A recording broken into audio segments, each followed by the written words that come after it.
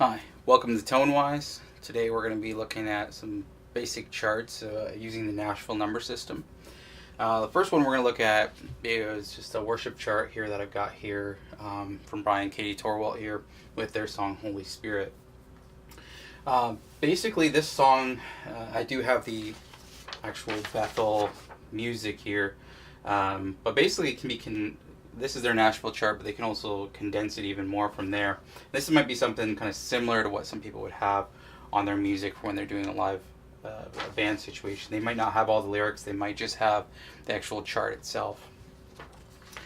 Now the first thing that we've got here is a intro/verse section, a chorus section, and a bridge.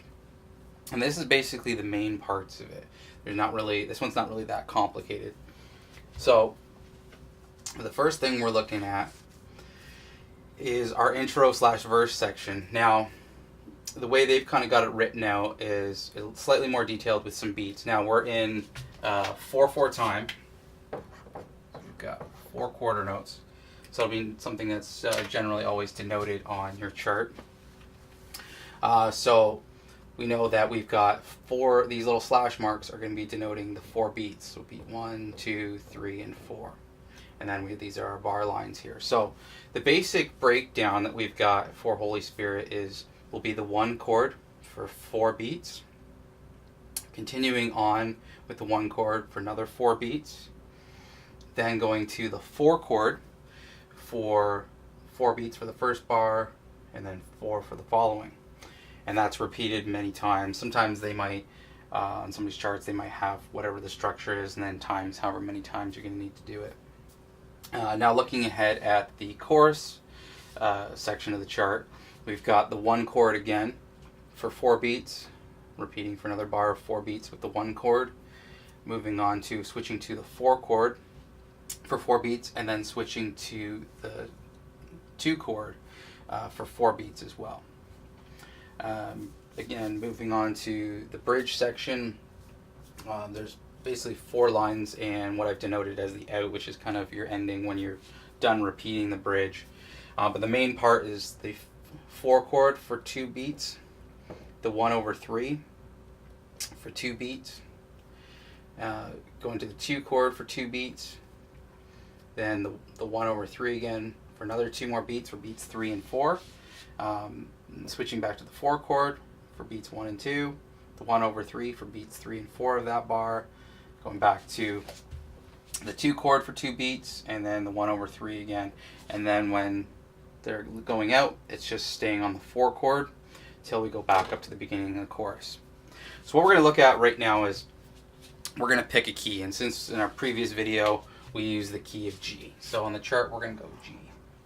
So again, using the information that we had from our previous video on how to break this down, we know if I'm in the key of G, my 1 chord is G major. Now moving to my 4 chord, it's C major. Again, chorus, we're back up to the 1 chord, we're G. 4 chord is the C major. And the 2 chord is always minor, and so moving up a whole step from G to get our 2 will be A minor. Now we've got the bridge section, which going to the 4, we're going to C major, and this is like a going into here like a G/B, so the B in the bass line.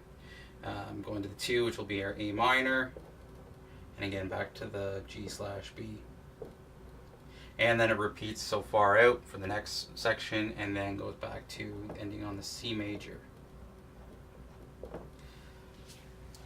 So that right there is kind of the breakdown of it. And at the core elements, you're looking at, again, you're going vamping between a 1 and a 4 for the intro/verse. The chorus is just a 1/4/2 would be the breakdown. And the bridge, you think of it as a 4, 1/3, 2, 1/3 would be the core part of it. And that's basically, if you wanted to kind of get rid of some of this other information, you could do that and just go times however many times you're going to be doing that progression. That's the one nice thing about doing Nashville style charts. There's kind of some flexibility that you can do to simplify things, but yet have all the information there that you need. And so that's the first one out of the set we're kind of going to look at here. And then we're going to move on to another song. All right, moving on, we're going to look at the next song here that we've got up here is One Thing Remains by Bethel. Now, the first thing we're going to look at here is the verse progression, which has basically 2 bars in it. So for the first bar, we've got the 4 chord for 2 beats, the 1 chord for the other 2 beats, and then we've got, for the second bar here, it's the 5 chord for 4 beats, and that goes on 5 times per verse.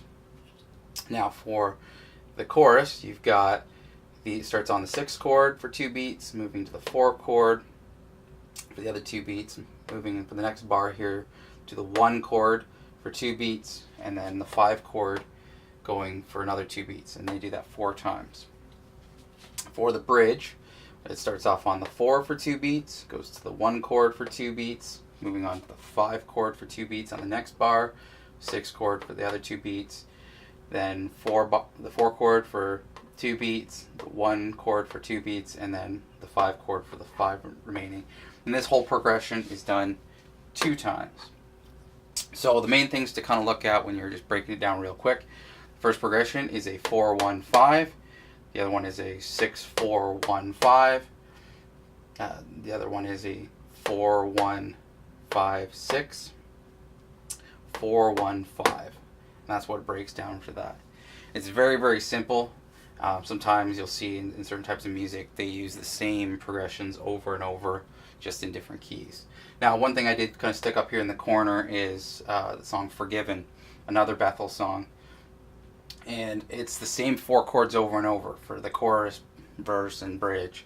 And it's just the 1 chord, the 6 chord, the 5 chord, and the 4 chord. Basically, you could strip these down, pull out some of the actual timing of it, and just write the chords out on a chart. And you'd have most of the information there. So there you have it. There's some basic breakdowns of some song structure here using these Nashville style charts. And that'll be it for today. Have a good one.